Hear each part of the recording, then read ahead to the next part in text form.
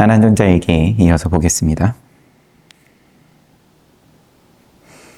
마하나마 형님에 대한 기억이다. 마하나마 형님, 사가족의 마지막 왕이었고 위따뚜바가 기어이 군대를 동원해가지고 멸망시켰다. 나쁜 결과를 만나게 하는 과거 원인을 빼어버릴 수는 없다. 그러나 아무리 과거업이 크더라도 현재업에 도움이 없으면 이 정도로 극단적인 결과를 초래하기 힘들다. 그러니까 인과는 있고, 하지만 그러면은 과거에 지은 것으로 다 결정되는 거냐? 현재 업에 도움이 없으면 현재 업이 또 뭔가가 함께 상승작용을 불러일으키지 않으면 이렇게까지는 큰일이 생기지는 않는데, 전생업을 부정하지 않으면서도 마냥 기다리는 대신 지금 선업을 모아야 한다. 이것이 업의 불임에서 벗어나 업의 주인이 되는 것이다. 하지만 나의 친족들의 업은 자손 대대로 내려온 교만심이었다. 현재 업이 그러했다. 나의 형님 마하나마는 나라를 다스리는 일에 능숙하지 못했지만 법을 믿는 마음은 부처님께 직접 칭찬을 받은 분이었다. 형님 마하나마는 넓은 땅에서 소를 길러서 버터를 만든 덕분에 상가 대중에게 큰 보시를 할 수 있었다. 물을 섞지 않은 우유죽이 귀한 음식이고 버터도 귀한 음식이고, 그런 걸 봤을 때 이렇게 소를 기르고 또 낙농업을 한다는 것 자체가 굉장히 어떻게 보면은 고부가가치 산업이었지 않겠나 싶어요. 이 시절에. 기근이 심했을 때 상가 대중을 위해서 안거 넉 달 동안 마음껏 보시할 수 있기를 부처님께 청했고, 이어서 안거를 지나서도 계속 보시하기를 청했다. 이러한 특별한 신심으로 좋은 공양을 올리는 것에 으뜸이라는 칭호를 받았다. 에따따까 제일이다.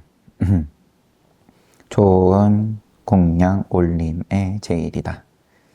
형님은 어떤 한 가지 의심이 들면 지체하지 않고 부처님께 왔다. 형님의 질문 가운데 한 가지는 죽은 다음에 관한 것이었다. 죽은 후에 대한 것이었다. 부처님 카필라성에는 사람도 많고 크고 작은 길도 잘 연결되어 있습니다. 조용한 이곳 니조다, 니조 다람마나 정사에서 부처님과 상가 대중을 뵙고 고요한 시간을 보내면 마음에서 힘이 솟아납니다. 도시에 있을 땐 시끄럽다가 또 이렇게 수행자들이 정진하는 곳에 오면은 또 고요해진다. 하지만 성으로 돌아가며 눈도 귀도 조용할 사이가 없습니다. 수레가 골목길에서 달려나오고 사람들도 쉴 새 없이 분주합니다. 그런 순간을 맞닥뜨리면 저는 알아차림을 놓치고 부처님 담마 상가 삼보를 잊고는 합니다. 이럴 때 만약 제가 죽는다면 어느 곳으로 떨어질지 걱정됩니다. 질문을 조금 한번 보편적으로 다듬어 보면, 일상생활을 안 할 수는 없고, 일상생활은 복잡하고 시끄럽고, 그러다가 수행하려고 지금 마하나마 왕은 수행처에 온 거고, 니조다 정사에 왔을 때 내지는 부처님 가까이 왔을 때, 이런 때는 또 좀 고요해졌다가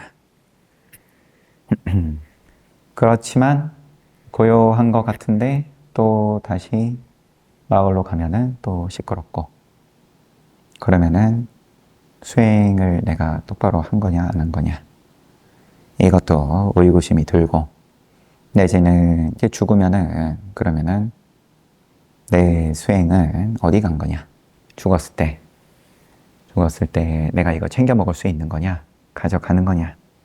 왜냐하면 지금 당장도 수행할 때는 뭐 수행 좀 되는 것 같다가 뭐 기도를 하든 정진을 하든 뭘 하든 그런데 또 돌아서고 나면은 선정에 들어가면은 고요했다가 근데 선정은 깨질 수밖에 없으니까 그러면은 자이든 타이든 선정에서 나오면은 그러면 또 시끄러운 거고 괴로움이 있는 거고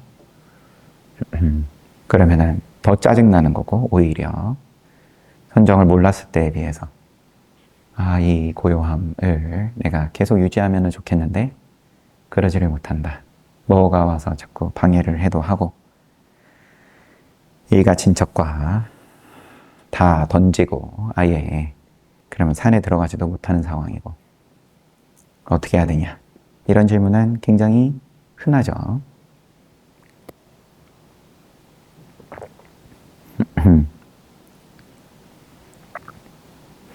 마나마여 두려워하지 말라. 그거 의심 안 해도 된다. 그러한 낮은 죽음은 너에게 생기지 않는다. 죽어서 여기서 마나마가 묻는 거는 이제 사악처에 떨어질까봐 불안하다. 왜냐하면은 수행을 잘할 때 내지는 부처님 가까이 왔을 때는 고요해서 그때는 내가 천상에 나든 아니면 최소한 인간으로 나든 그럴 자신이 있다가 그런데 다시 마을에 가면은 사악처에 떨어질 것 같다. 그런 거니까요.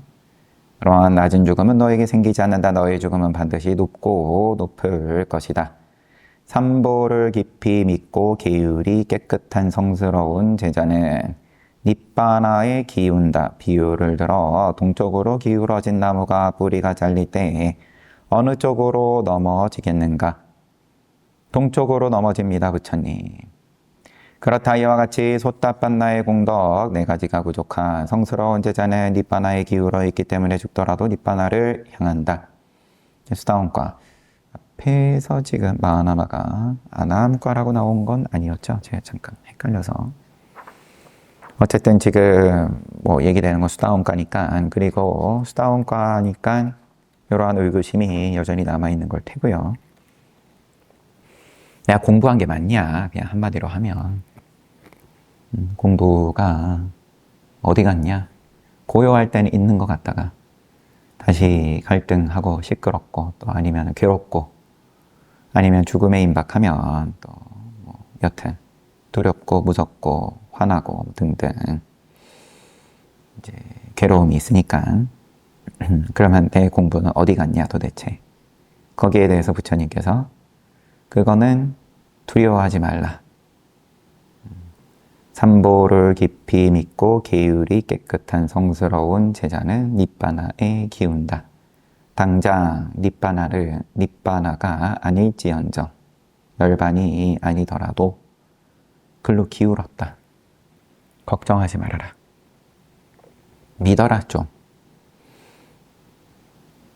소따반나와 같이 아래 위치에 있는 성스러운 제자들은 성인의 도와 가운데에서 수다원과 내지는 사다함과 아래 위치에 있는 성스러운 제자들은 어떤 때는 알아차림을 놓치고 불선업을 지을 수 있다.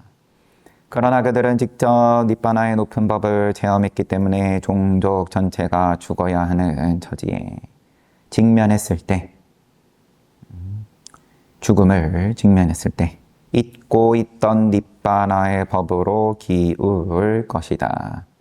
닛바나의 법 외에 의지할 것이 어디에도 없다는 것을 아는 죽음은 높고 높은 죽음이다. 성스러운 죽음이다. 죽을 때 의지할 것이 못 된다. 어떤 모양이 됐든 간에 모양 만들어졌으면 한번 모양 세우고 쥐었으면 그게 의지할 것이 못 된다는 것, 의지할 것이 아니라는 것에 대해서 아는 것만으로 충분히 성스럽다. 높고 높은 죽음이다.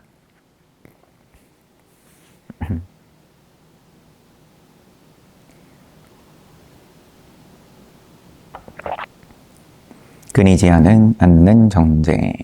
사커족이 무너질 때 다른 곳에서도 전쟁은 끊이지 않았다. 시절이 그랬다. 마가다국과 그러고 보니까 뭐 지금도 마찬가지고요. 마가다국과 고살라국 사이에는 전투가 끊이지 않았다.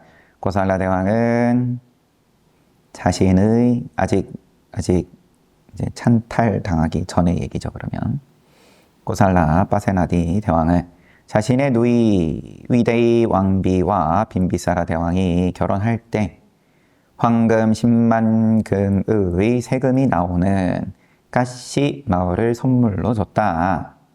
까시 마을이 지금 까시국으로 볼 수 있는 거라면 고살라국에서 그러면은 마가다국의 속국으로 넘어갔었던 모양이죠.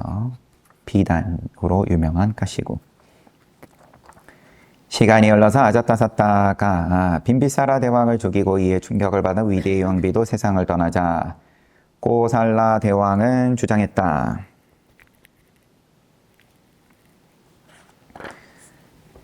아자타사타가 말하자면 누이 동생의 아들이니까 조카죠. 빈비사라뿐만 아니라 나의 누이도 죽였다. 까시 마을을 돌려받아야겠다. 고살라 대왕은 누이의 죽음을 명분으로 까시 마을을 되찾기 위한 전쟁을 일으켰다. 그러나 얼마 지나지 않아서 고살라 대왕 본인이 왕위를 찬탈당하자 전쟁은 흐지부지 되었다. 그러자 이번에는 마가다국에서 진군의 나팔 소리가 울려 퍼졌다. 아자타사타 왕의 눈의 가시였던 웨살리의 릭차위 종족이 그 목표였다. 릭차위 종족은 대대로 와시라고 불렸는데 여기에는 그들을 멀리 삼가하라는 의미가 담겨 있었다. 아이들끼리 놀다가도 다툼이 벌어지면 릭차위 아이들이 힘을 합쳐서 때리는 습성이 있었기 때문에 그들과 어울리지 말라는 뜻에서 와시라고 불렸다. 그러한 의미가 단어에 들어있겠죠. 대대로 용감했던 와시들은 단결하여 마가다국을 2번이나 격퇴하였다. 겐지스강 항구에는 큰 마을이 하나 있었는데 이 마을의 반은 와시들의 소유였고 나머지 반은 마가다국에 속해 있었다. 예전에 이 마을의 계곡에 값을 매길 수 없는 보배가 빠졌을 때 먼저 도착한 와시들이 독차지해버렸다. 뒤늦게 헛걸음을 한 아자타사타 왕은 위타투바 왕이 사가족을 멸망시켰듯 자기도 그 웨살리를 당장 쳐들어가서 멸망시켜버리고 싶었다. 하지만 와시들은 사가족과 달랐다. 코끼리, 말, 수레 등 전쟁에 대한 준비가 철저했기 때문에 마가다국이 무작정 쳐들어가기에는 쉽지 않았다. 사가족은 이제 또 반대로 보자면 뭐 전쟁을 치를 만한 방어를 할 만한 충분한 힘이 없으면서도 교만심으로 그러한 큰 저지레를 한 바람에 금방 망해버렸다. 그래서 아자타사타 왕은 부처님의 도움을 구했다. 웰로아나에 계시는 중림정사에 계시는 부처님께 왓따까라 대신을 보내서 전쟁하는 방법을 구한 것이다. 여기 이제 바라문인데 왓따까라는 삼보를 믿는 입장이 아니었습니다. 브라우만 천신을 따르는 이제 바라문이었어요. 왓따까라 대신은 바로 다니아 테라가 허락 없이 왕궁의 목재를 사용한 일을 조사했던 이였다. 뭐 이런 걸 보더라도 별로 신심이 없겠죠. 왕의 사유물을 자기 마음대로 갖다 썼다가 그래도 부처님 제자였기 때문에 죽음은 피할 수 있었고 대신에 빠라지가 금괴가 생겨버렸죠. 불투도. 마가다국 안에서 지혜로 상대할 자가 없다고 할 만큼 뛰어난 바라문이었던 그는 우리 교단을 따르지는 않았지만 아자타사타 왕의 대신으로서 웰로아나 정사에 종종 찾아왔다. 수행자 곧다마시여 저는 보고 들은 견문이 많고 말의 뜻을 잘 이해하고 지나간 일을 오래 기억하고 모든 일에 능숙한 일을 높은 사람이라고 생각합니다. 이것을 수행자 곧다마께서 긍정하시려면 긍정하시고 부정하시려면 부정하십시오. 이제 뭐 한국어로 돼 있으니까 이렇게 그냥 뭐 뉘앙스를 더듬어 보자면 저는 이렇게 생각합니다. 곧다마는 어떠한 사람이 높은 자라고 보십니까? 저의 기준은 이러합니다. 브라마니여 너의 말을 나열해가 긍정도 부정도 하지 않겠다. 와타카라 대신은 세간 이익을 말했다. 세상에서 말하는 높은 사람, 모양으로 봤을 때 높은 내지는 존경할 만한 사람을 말한 것이다. 출세간의 이익을 설하시는 부처님께서 세간 이익을 긍정하거나 반대하는 것은 적당하지 않았다. 바라무니여 나열에는 성스러운 지혜와 바른 견해가 있고 나쁜 생각을 멀리하고 좋은 생각을 기우고 네 가지 선정을 얻고 아라하타 팔라를 아라한과를 현재 체험한 이를 높은 대장부라고 한다. 부처님의 말씀에 와타카라 대신은 만족해하면서 부처님이야말로 이 네 가지 조건을 잘 갖추신 대장부라고 칭송하였다. 부처님은 그래도 존중했어요. 3기를 한 걸로 보이지는 않지만 여튼 네 가지 조건, 부처님께서 말씀하신 높은 사람의 네 가지 조건은 성스러운 지혜, 바른 견해, 또 좋은 생각이 이게 좋은 생각, 나쁜 생각이 선업, 불선업으로 보겠습니다. 선업을 기우고 불선업을 멀리하고 또 네 가지 선정을 얻고 이 네 가지 선정은 이제 세간의 사선정이겠죠. 그리고 나아가서 아라한과를 체험한 이를 높은 대장부라고 한다.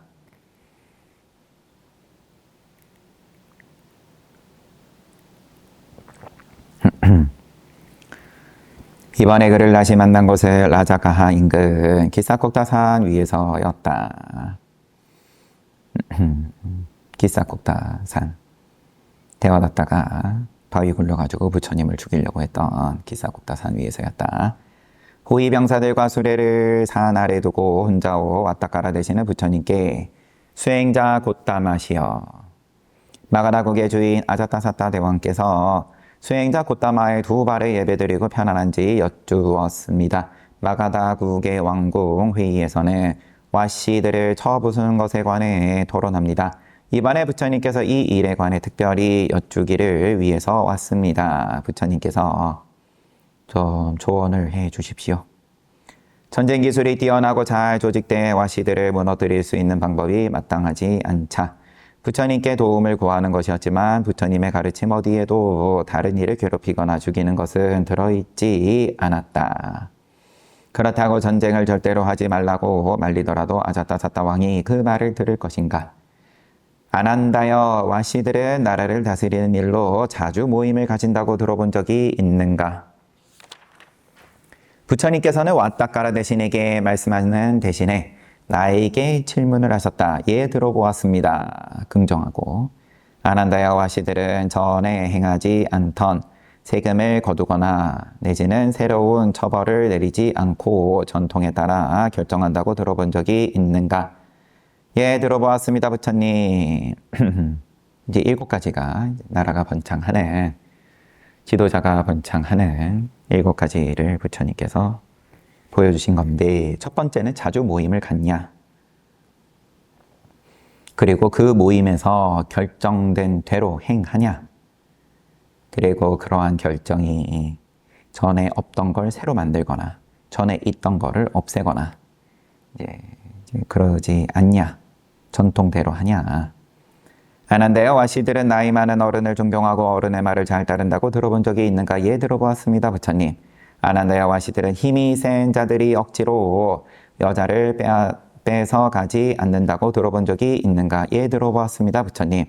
아난다야 와씨들은 선한 이들을, 수행자를 말하는 겁니다. 기쁘게 맞이하고 보호해 준다고 들어본 적이 있는가? 예, 들어보았습니다, 부처님. 아난다여 이렇게 번영하는 조건 7가지가 와씨들에게 부족한 동안 그들에게 번영만이 있을 것이다. 무너짐이 없을 것이다. 잠깐만요. 와씨들은 자주 모임을 가진다. 이게 한 가지. 자주 모인다는 걸 매일이라고 언급이 되어 있습니다. 매일. 매일 서로 마주하냐. 하나, 둘, 셋, 넷, 다섯, 여섯. 그러니까 여기서 하나 빠진 게 원래 존중하고 제사 지내는 그러한 것에 대해서 계속하냐. 그러니까 부처님 말씀을 잘 따르냐 이런 게 들어가 있는 게 아니라 기존에 자기들이 존중하는 종교라고 하든 이제 그러한 의식에 대해서 존중하고 계속 그 의식을 유지하냐. 요것까지 포함해서 7가지입니다. 그러니까 보면은 그 코드는 한결같죠. 하던 대로 계속 하냐, 일관적이냐, 이랬다 저랬다 하지 않고 그냥 쭉 하던 대로 계속 하냐. 이것은 부처님의 와씨들을 향한 자비심과 아울러서 오직 전쟁으로 모든 것을 해결하는 아자타사타 왕을 말리는 말씀이었다. 하지만 와카타라 대신은 그가 원하는 대로 받아들였다. 고타마 수행자께서 말씀하시는 것을 제가 이해하였습니다. 아자타사타 대왕께 와씨들을 전쟁으로 무너뜨리는 것은 적당하지 않다고 말씀드리겠습니다. 그들을 서로가 갈라지도록 이간시켜서 무너뜨리도록 하겠습니다. 자신의 생각을 마치 부처님께서 가르친 것처럼 말하는 와타카라 대신을 더 이상 막을 수가 없었다. 나라의 정치란 앵무새와 까마귀라는 속담대로, 무슨 속담인지는 잘 모르겠지만 앵무새야 뭐 했던 말 그냥 그대로 똑같이 뜻도 모르고 반복하는 게 앵무새고, 속담대로 구분하기 어려울 뿐이었다. 뭐 이것도 이야기가 있겠죠?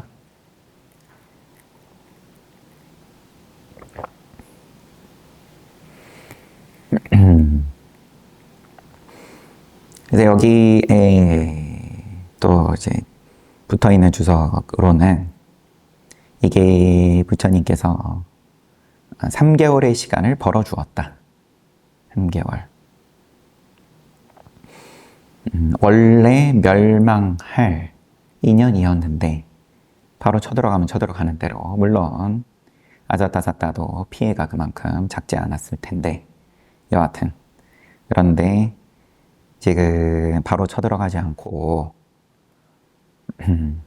여기서 이렇게 해서 결국 성공합니다. 서로가 갈라지도록 이간시켜서 무너뜨리도록 하겠습니다.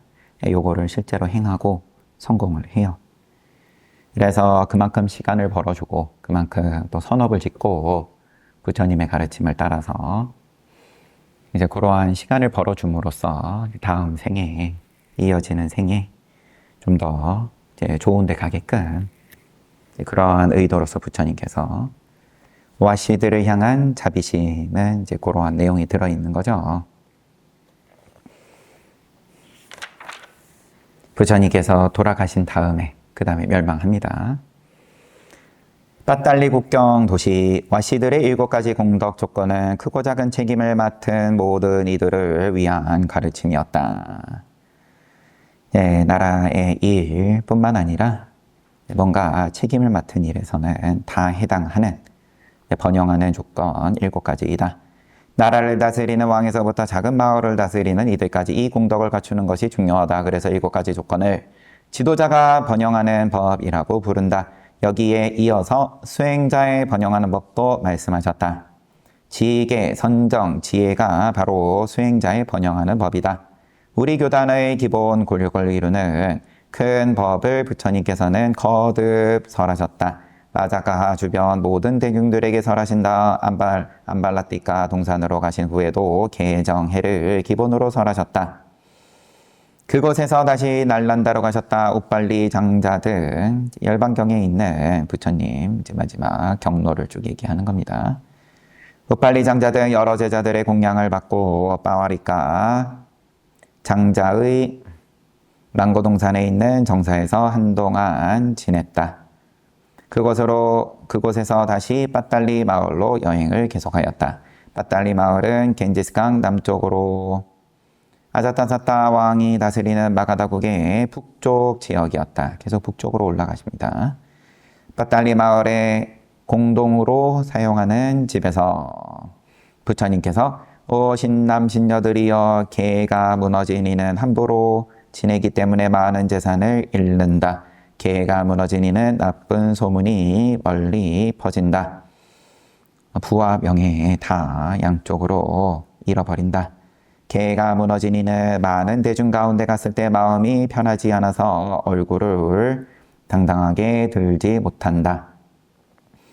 계가 무너진 이는 죽는 상황에서 정신을 잃고 허둥댄다. 계가 무너진 이는 죽은 다음 날 지옥에 떨어진다. 계가 무너진 이에게 이러한 5가지 허물이 있다. 내지는 또 이제 거꾸로 얘기하면서 계율의 이익 5가지다. 부가 점점 커지고 명예가 점점 커지고 그 다음에 많은 사람들이 있는 곳에 가서 당당하고 그 다음에 죽을 때 허둥대지 않고 다음 생에 좋은 데서 난다. 수행자도 계가 무너졌을 때 허물이 생긴다. 신심, 지혜, 견문, 보시, 악업을 부끄러워하는 것. 이러한 선한 이들의 재산이 무너진다. 악업을 부끄러워하는 것. 이렇게 한 단어로. 선한 이들의 재산인 신심이 무너지고 지혜가 무너지고 견문이 무너지고 보시가 무너지고 악업을 부끄러워하는 것이 무너진다. 계율이 무너졌을 때.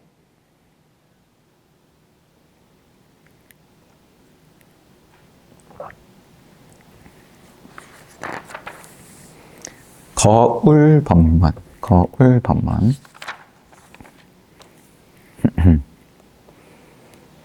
네, 요새 말로 하면 이제 메타인지겠죠. 겐지스강을 건넌 우리는 꽃띠따 마을을 지나 냐띠까 마을로 갔다. 냐띠까 마을 사람들은 서로가 모두 친족이었다. 그들의 신심은 튼튼했고 지계 역시 깨끗하였으며 수행도 열심히 하였다. 이렇게 좋은 기억을 갖고 있는 이 마을에 이번에 갔을 때 많은 이들이 세상을 떠났다는 소식을 듣게 되었다. 우리 대중 가운데서도 살라 테라와 마하난다 테라께서 세상을 떠났다고 했다. 그들은 나에게 특별한 자비심을 주었던 이들이었다. 그때 나는 애착을 떼어버리려는 마음이 없었다. 그냥 그 속에 푹 빠져 있었다. 애착 때문에 일생 동안 수없이 눈물을 흘려야 했지만 그 고통을 실증내지 않았다. 부처님께서는 모든 애착을 작은 뿌리라도 남김없이 뽑아버리라고 설하셨고 나도 이 법을 법납이 낮은 비구들과 신남 신녀들에게 설하였다. 나에게서 법문을 듣고 모든 애착을 남김없이 끊어낸 이들도 많았다. 그러나 정작 나는 가는 곳마다 애착의 거미줄에 얽혀 있었다. 이번에도 멈추지 않는 슬픔의 위안을 얻기 위해 부처님께 냐띠까 마을에서 생을 마친 이들이 간 곳을 여쭈었다. 위안을 얻기 위해서. 어디로 갔습니까? 좋은 데 갔습니까? 죽은 다음에. 부처님께서는 한 사람씩 이름을 들어 그들 모두가 성스러운 지혜를 얻어서 파리니빠나에 들어간 사실을 말씀해 주셨다. 이들의 이야기를 듣고 나서야 내 마음은 기쁨으로 바뀌었다. 좋은 데 갔다. 내지는 성스러운 지혜를 얻어서 열반에 들었다. 그러면은 기쁘고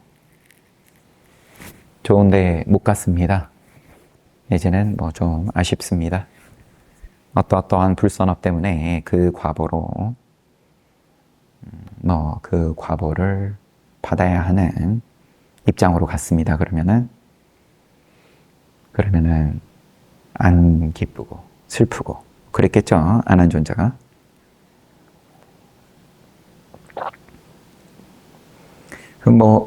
기쁨으로 바뀌었다. 그것만 해도 보통 사람은 아닌 거겠죠. 내가 사랑하는 사람하고 헤어졌다. 그러면 그 헤어짐 자체 때문에 슬픔이다. 헤어진 사람이 좋은 데 갔다는 것은 별로, 좋은 데가 조금 뭐 위안은, 안 좋은 데 간 것보다야 위안은 되겠지만, 그래도 여전히 슬픔이 있다. 왜냐하면 내가 더 이상 만나지 못하기 때문에.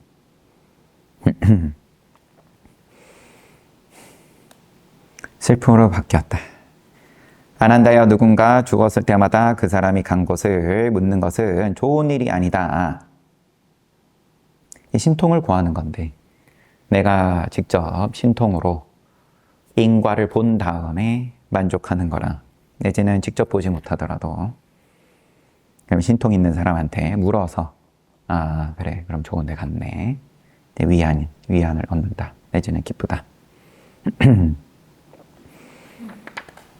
그런 건 좋은 게 아니다.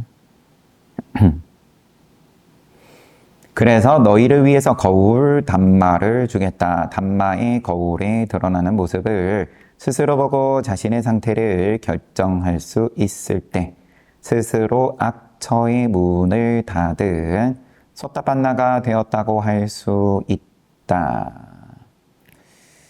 약간 이 거울 본문 부분이 이제 애매한 게 개인적으로도 있어가지고, 조금 이제 빈칸을 채워 넣자면, 소따빤나라 할 것 같으면, 그래도 자기가 스스로 깨달음이 있다 그러면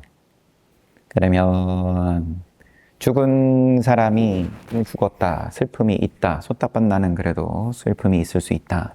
그렇지만 그럼 신통이 자기가 있든 아니면 다른 사람이 신통 있는 사람으로부터 그거를 구할 게 아니라, 그거를 구하지 않을 수준은 돼야 되지 않겠냐. 소따빤나라면은 모르면 모르는 것을 그대로 내버려 둘 정도는 돼야 되지 않겠냐. 인과를 긍정한다면, 자기가 그러면 성스러운 지혜, 떠나간 사람이 성스러운 지혜를 얻어서 그럼 거기에 따라서 파리니빠나에 들었든, 내지는 선업을 지어서 천상에 났든, 아니면 악업을 지어서 뭐 사악도에 떨어졌든, 그런 것에 대해서 모르면 모르는 대로, 내가 안목이 없어서 저 사람이 성인인지 아닌지, 내지는 다음 생에 좋은 데로 갔는지, 내지는 그렇지 못했는지, 여기에 대해서 자기가 지은 대로 갔다, 이거는 명확하다. 그런데 그 간 곳은 모른다. 깜깜해서 내가 신통이 없기 때문에. 그렇더라도 그 깜깜한 것에 대해서 의심하지 않을 정도는 되어야 소따빤나가 되었다고 할 수 있지 않겠냐. 뭐 이런 말씀일 수도 있는 거고, 내지는 담마의, 여기 문장을 다시 읽어보면, 담마의 거울에 드러나는 모습을 스스로 보고 자신의 상태를 결정할 수 있을 때, 남이, 헤어진 사람이 뭐 어디로 갔습니까? 지금 너가 그거 궁금해할 때냐.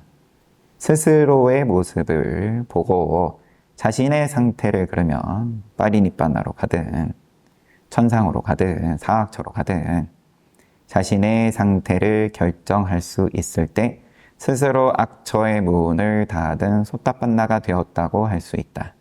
남의 얘기가 없죠. 그러니까 이 말씀에는 담마의 거울은 이러하다. 성스러운 제자는 부처님의 공덕을 동요 없이 깊이 믿는다. 부처님의 공덕을 동요 없이 깊이 믿는다. 늘 누군가 스스로가 이제 죽음을 앞두고 있을 때, 아나타 장자가 뭐 이제 죽을 날이 얼마 안 남았을 때, 내지는 어떠한 무슨 수행자가 자기가 건강할 때에는 선정에 쉽게 들어가다가 죽을 때가 되니까는 선정에 들어가지 않는 것에 대해서 이제 부처님 불러가지고 물어볼 때, 늘 부처님께서 확인하시는 거는 일관적이죠. 너는 너의 계율에 대해서 스스로 이제 뭐 확신하냐, 청정함을 스스로 믿냐? 그거는 제가 믿습니다. 그런데 뭘 불안해하냐? 이런 말씀인 거죠. 부처님의 공덕을, 부처님의 법, 부처님의 계율을 동요 없이 깊이 믿는다. 담마의 공덕과 상가의 공덕을 동요 없이 깊이 믿는다. 의심 없이 믿는다. 성인들이 싫어하는 5가지 허물을 짓지 않고 보호한다. 이것이 나의 열애가 주는 담마의 거울이다. 담마의 거울이다. 그럼 스스로 물어봐야 될, 스스로 의구심이 있을 때 물어봐야 될 것은 이게 전부다. 이거 말고 그럼 뭘 더 바라길래 불안하냐? 삼보를 믿냐? 계율이 청정하냐? 그 계율도 뭐 비구 250개 뭐 이런 것도 아니고, 그럼 성인들이 싫어하는 5가지 허물을 짓지 않고 보호한다. 이게 그러면은 오무간업을 뭐 말하는 걸란지, 그러면은 그 지옥으로 떨어지는 참회가 되지 않는 그러한 큰 허물만 짓지 않았으면 뭐 그럼 됐지, 뭘 더 바라냐. 더 바란다는 게 이미 천상을 바라는 거고 심통을 바라는 거고, 부처님의 공덕을 동요함이 없이 의심 없이 깊이 믿는다는 것은 부처님의 모든 공덕을 완벽하게 존경한다는 것은 아니다. 부처님의 공덕은 부처님과 같은 무상정등각을 깨달은 이만이 완벽하게 존경할 수 있다. 완벽하게 존경한다는 건 똑같이 부처가 됐을 때 할 수 있는 소리고, 자신의 지혜가 미치는 만큼 깊이 믿을 수 있는 것이다. 지혜가 미치는 만큼 믿는 거다. 그러면 또 자등명, 법등명하고 또 이어지는 거겠죠. 자기 안목만큼 부처님 가르침 따르는 거고, 그러면은 자기 안목만큼 다음 생에 또 가는 거고, 근데 그 이상을 바라니까 불안함이 있는 거고, 동요함이 있는 거고. 4가지 성스러운 진리 가운데 소멸의 진리를 현재 체험할 때 부처님을 자신의 지혜로서 볼 수 있게 된다. 의구심이 없다는 거죠. 자기가 자기 눈으로 붙여보고 흔들리지 않는다. 이것이 소멸의 성품이자 니빠나의 법이구나. 삼마삼부타 부처님께서 직접 체험한 법이구나. 이 고요한 행복 이상으로 거룩하신 부처님의 마음은 더 고요하고 편안하구나.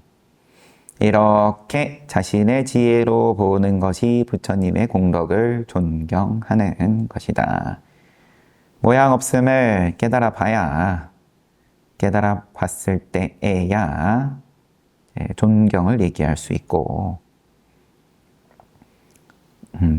고요함 내지는 편안함을 이야기할 수 있다. 부처님께서는 성인들이 좋아하는 5가지 계를 지키는 것이 도의 조건이 됨을 외도에게 설하신 적이 있다. 5가지 계가 뭔지 나오네요. 성인들이 좋아하는 5가지 계. 외도 수행자들이여 이 교단의 높은 행을 하는 이들을 어떤 중생이라도 죽이지 않는다. 살생하지 않는다. 중생을 죽이는 것을 멀리하여 내가 수행자다라고 하거나 내가 높은 이다 라고 하는 교만에 떨어지지 않는다. 다른 이의 지게보다 나의 지게가 더 높다라는 교만이 없다. 바르고 사실인 소멸의 진리를 깨달았기 때문에 중생을 연민히 여겨서 죽이는 것을 삼간다. 이제 중생을 죽이지 않는다라는 것이 이제 곧 교만하지 않음이다. 중생을 죽이지 않는다 하고 연결한 것이 이 비교하고 연결을 한 거죠. 비교가 이미 그러면은 중생을 죽이는 것으로 이어지는 것이다. 내가 수행자다. 내가 더 높다. 나의 계율이 더 높다. 이게 나는 계율을 지키는데 너는 지키지 않는다.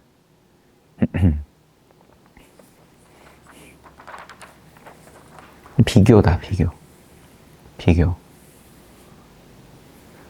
뭐 이렇게 보다 보니까는 그 유튜브에 그 원숭이 침팬지였을 거예요. 침팬지 두 마리를 철창에 가둬놓고 서로 보이는 조약돌을 주면은 그 피실험자가 실험하는 피실험자가 아니라 실험하는 입장에서 하나씩 줘요. 거래죠. 조약돌을 원숭이가 침팬지가 주면 그러면은 한 원숭이에게는 오이를 주고 옆에 있는 두 번째 원숭이는 조약돌을 주면은 포도를 주더라고요. 그러니까는 대번에 한두 번 반복 안 했는데도 기분 나쁜 거예요, 이게. 오이 받은 원숭이가. 그래가지고 오이 집어 던지고 자기 갇혀있는 케이지 잡고는 막 흔들면서 난리를 피우죠. 포도 받은 원숭이는 아무렇지도 않아요. 이제 아주 맛있게 냠냠 먹는 거죠. 미안한 기색도 없고. 몇 번 더 반복하니까 아예 조약돌을 안 줘버리고 불공평을 얘기를 하는 그런 EBS 다큐멘터리였는데, 그래서 이제 인류 이전의 문제다. 이제 공평하는 걸 바라는 건 뭐 그런 얘기를 하려고 다큐멘터리는 만든 것 같은데, 근데 모든 다툼은 어차피 다 그 문제니까요. 뭐 아이들 키우시는 입장이든 학생들, 쟤는 왜 규칙을 저렇게 어기는데 나는 왜 지켜야 되냐, 뭔가 잔소리를 하면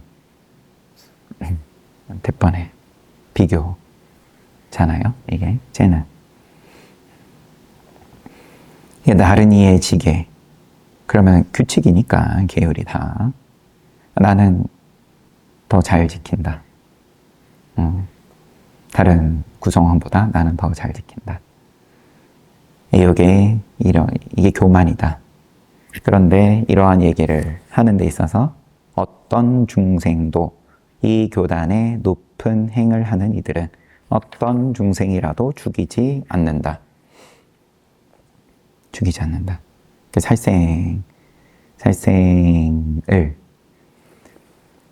바르고 사실인 소멸의 진리를 깨달았기 때문에 중생을 연민히 여겨서 죽이는 것을 삼간다. 중생을 연민히 여겨서 비교하지 않는다. 네, 뭔가 이제 많이 건너뛴 느낌도 있지만 제가 이거는 손을 안 댔을 겁니다. 그냥 제가 더 줄이지 않은 것임에도 불구하고 공감이 되실 수도 있고 이제는 갸웃할 수도 있는 문제지만, 소멸의 진리를 깨달았다. 내가 깨달음을 얻었다라는 건 뭐냐? 결국은 비교하는 게 이제 피곤하다, 시시하다.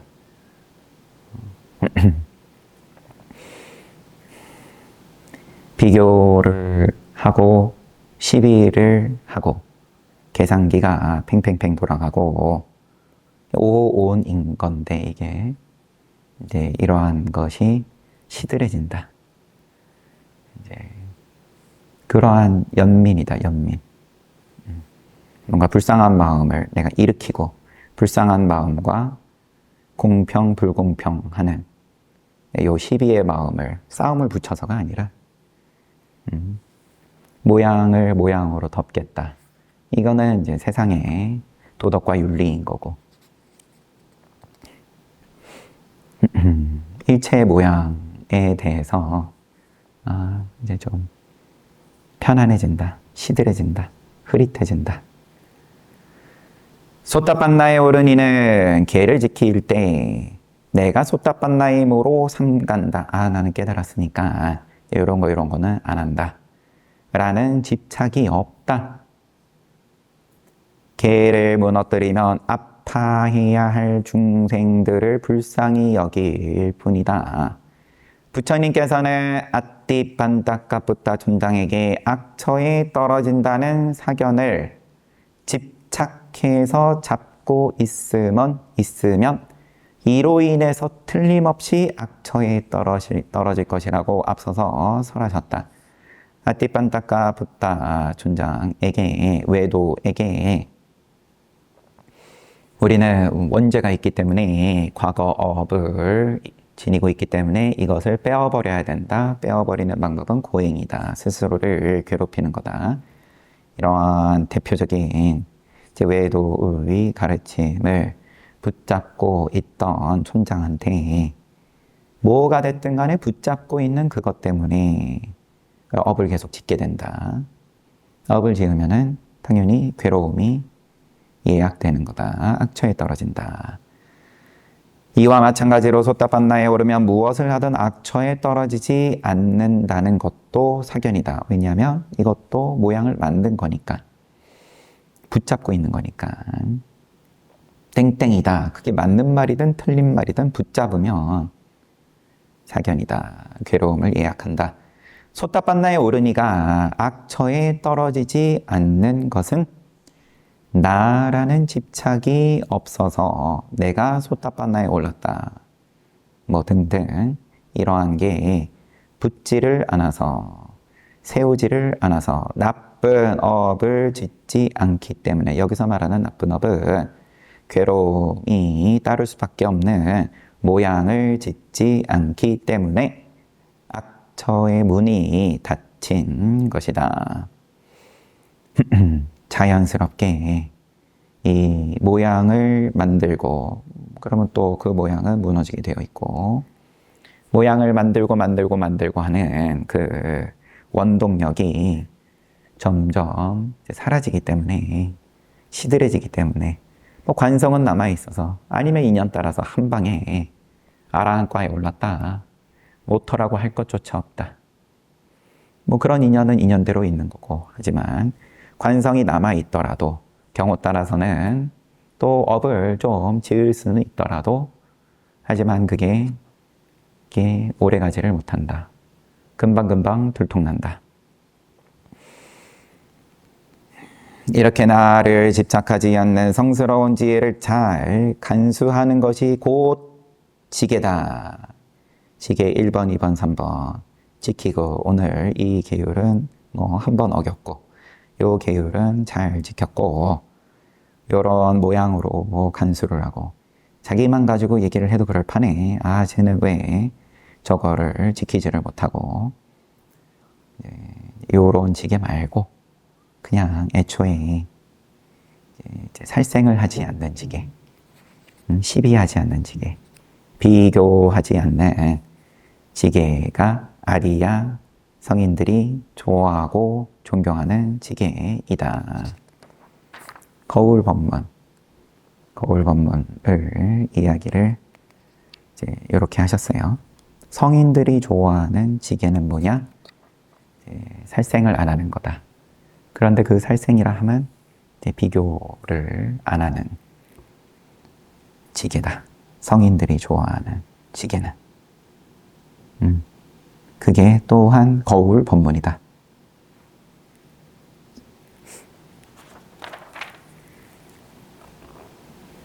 책은 여기까지. 거울 법문은 왜 하셨냐? 아난다 존자가 자꾸 자기의 슬픔이라는 한 가지 모양을 이제 부처님의 신통으로 그러면은 그 인과를 부처님께서 말씀해 주시는 스토리, 그 드라마, 그러한 또한 모양을 자기가 지워버리고 싶어가지고 자꾸 부처님께 여쭙고, 너는 명색이 소따받나에 올라 있으면서 왜 자꾸 모양을 쫓냐?